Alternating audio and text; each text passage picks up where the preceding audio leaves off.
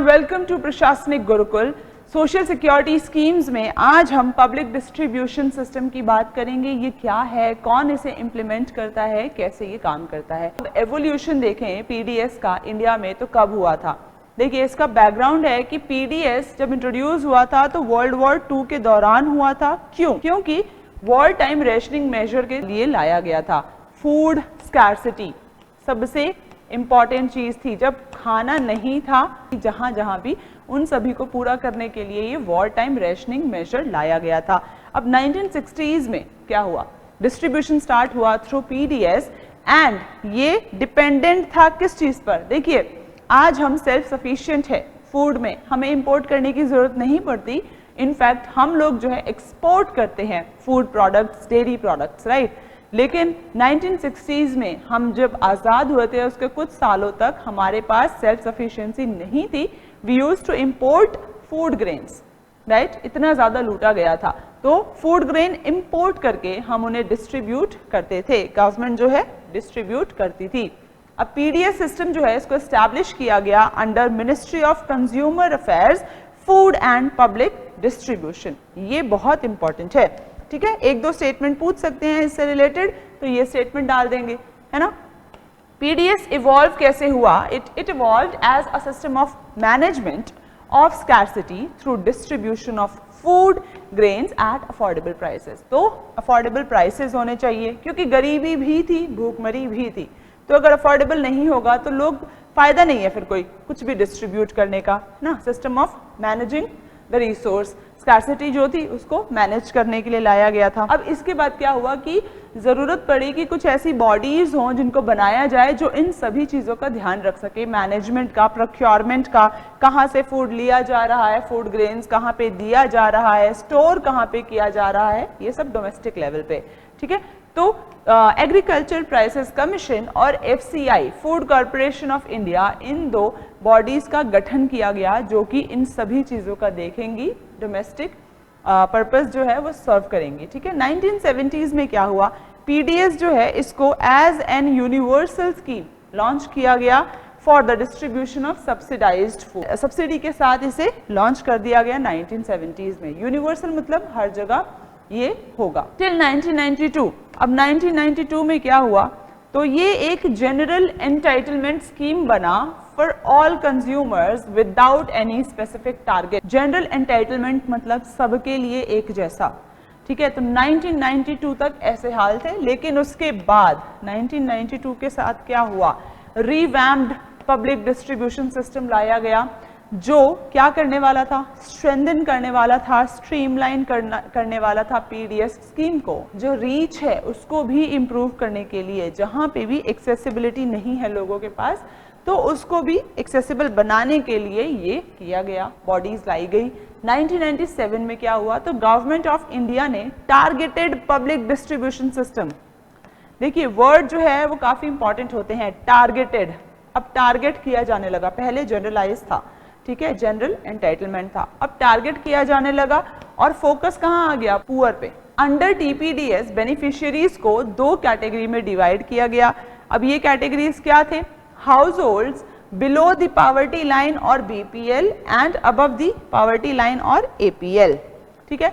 तो एक जो है लाइन खींच दी गई कि ये जो है लाइन है जिससे नीचे के लोग बीपीएल की कैटेगरी में आएंगे और इससे ऊपर के लोग एपीएल की कैटेगरी में आएंगे, ठीक है। जैसे अभी अगर आप लगभग 8500 का महीना कमा रहे हैं, ठीक है, तो आप रूरल एरिया में बिलो पॉवर्टी लाइन की कैटेगरी में आएंगे। तो अगर आप शहर में लगभग 11,000 के आसपास कमा रहे हैं पर मंथ बेसिस पे, तो आप बिलो पॉवर्टी लाइन की कैटेगरी में आएंगे, बीपीएल, ठीक है। अब एक नेशनल सैंपल सर्वे के अनुसार ये पाया गया कि 5% जो है हमारी टोटल पॉपुलेशन की, उनको प्रॉपर खाना, एक हेल्दी फूड जो है, भर पेट खाना नहीं मिलता है। तो ये सारे बहुत ज़्यादा रिफ्लेक्ट कर रहे थे कि हमारे यहाँ कितनी भूखमरी है लोगों में, राइट।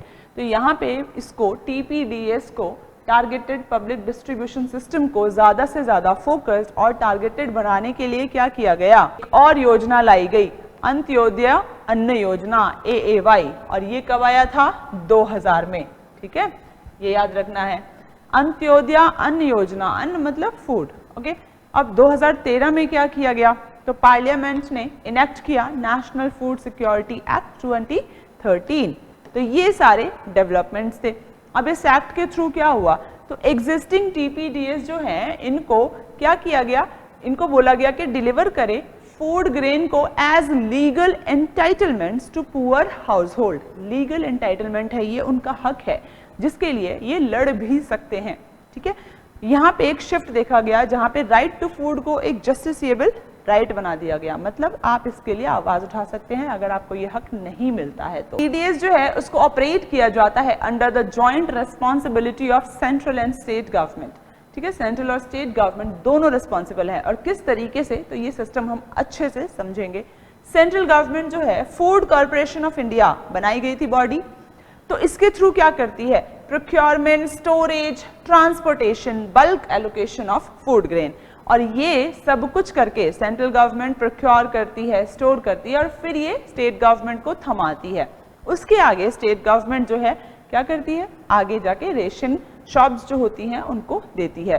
तो ऑपरेशनल रिस्पॉन्सिबिलिटीज जो है इनमें क्या क्या आता है, तो यहाँ allocation with in the state जो सेंटर करेगी, आइडेंटिफिकेशन करना है of eligible families, issue of ration card, ठीक है, सुपरविजन करना है of the fair price shops, जिन्हें हम रेशन शॉप्स भी बोलते हैं, जो भी स्टेट गवर्नमेंट्स के साथ हैं। और देखिए पीडीएस जो है, अभी प्रेजेंटली पीडीएस के अंडर क्या क्या चीजें प्रोवाइड कराई जाती हैं, तो ये याद रखना जरूरी है क्योंकि सिंपल सा क्वेश्चन आ सकता है।